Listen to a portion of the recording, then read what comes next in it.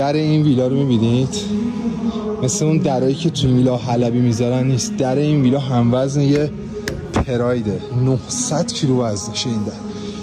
حالا قبل اینکه بریم معرفی این ویلای خفن، میخوام یه شات از موتورخونه و سالن دنس این ابر ویلا براتون بگیرم تا بهتون نشون بدم یه سازنده چقدر میتونه جرأت داشته باشه که اینقدر هزینه کنه. شما یه نگاه به این موتورخونه بندازید، یه سازنده واقعا چقدر میتونه با وجدان باشه.